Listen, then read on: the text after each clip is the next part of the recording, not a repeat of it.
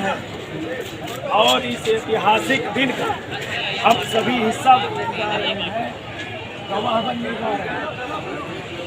अरे भैया बार बोल रहा है, बैठ जाओ या तो साइड हो जाओ, काहे डिस्टर्ब कर रहे हो भाई। और इस लड़ाई को लड़ने वाले हम आप जो सिपाही हैं वो आम सिपाही नहीं है और आम मकसद के लिए नहीं लड़ रहे हैं, बेहद खास मकसद के लिए लड़ रहे हैं और बेहद खास मकसद के लिए लड़ाई लड़ने के लिए हमें अनुशासित होना पड़ेगा। जिस तरह से डैम में जब तक पानी रहता है, बांध में जब तक पानी रहता है तो उससे नहरें निकलती हैं, उससे खेतों की सिंचाई होती है। लेकिन जब वो डैम का पानी अनुशासित हो जाए, अनडिसिप्लिन हो जाए, डैम के बाहर टूट जाए तो उसका असर जो है विनाश के रूप में देखने को मिलता है। तो हमें अपने नेतृत्व के दिए गए दिशा निर्देश और अनुशासन में रहकर इस आंदोलन को चलाना है। अनुशासन के दायरे से बाहर चलाने की जरूरत नहीं है। इसलिए हमें जो नेतृत्व के द्वारा आदेश निर्देश मिले, हमें उसी कमांड को फॉलो करने की जरूरत है, क्योंकि जो सेना अपने नेतृत्व के कमांड का फॉलो नहीं करती, सेनाएं कुचल दी जाती है, उनका वजूद खत्म कर दिया जाता है। तो बार बार जो है हमारे साथी कह रहे हैं कि अनुशासन का हमें पालन करना चाहिए, पालन करना चाहिए। हम कहाँ अनुशासन का पालन कर रहे हैं।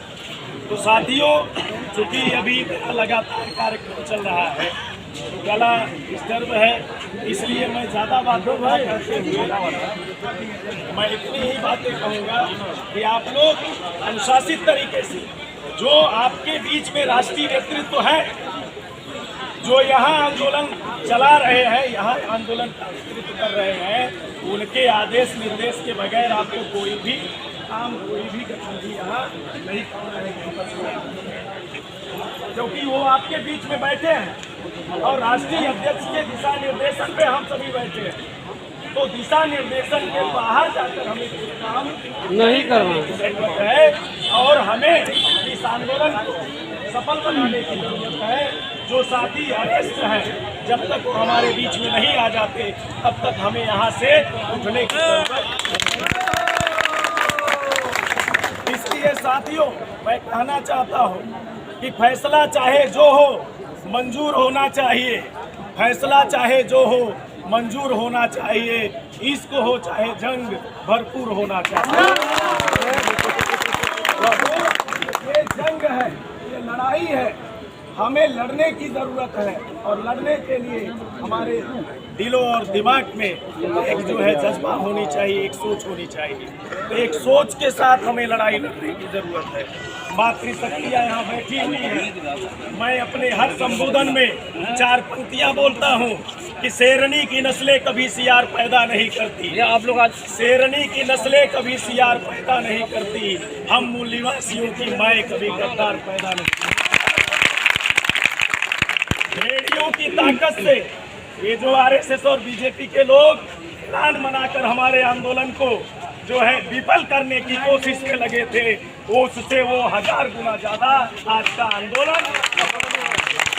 इसलिए मैं कहना चाहता हूँ कि शेरनी की नस्लें कभी सियार पैदा नहीं करती, हम मूल निवासियों की माएँ कभी गद्दार पैदा नहीं करती। भेड़ियों की ताकत से आरएसएस और बीजेपी के लोगों को चुनौती देना चाहते हैं कि भेड़ियों की ताकत से चीते मरा नहीं करते, भीम और बुद्ध के दीवाने किसी से डरा नहीं करते।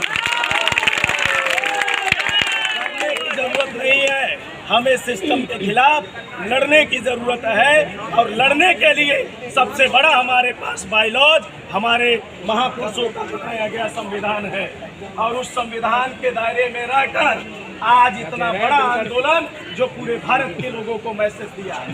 कलम पे लिखने वाले लोगों ने, सोशल मीडिया पर बोलने वाले लोग मजबूर हो गए। दिलीप जैसे मंडल लोग, उन्होंने लिखा कि आज भारत में सबसे ज्यादा अगर कोई बोलने वाला, प्रबोधन करने वाला व्यक्तित्व और नेतृत्व कोई है तो वामन मेश्राम साहब। एक अद्भुत नेतृत्व मिला है। अद्भुत नेतृत्व के साथ और उनके दिए कमांड के निर्देशन या दिशा निर्देशन में रहकर हम काम करेंगे तो ये आंदोलन सफल होगा। इस मौके पर मैं इतनी बातें कहकर अपनी बात खत्म करूंगा। धन्यवाद। बहुत बहुत धन्यवाद।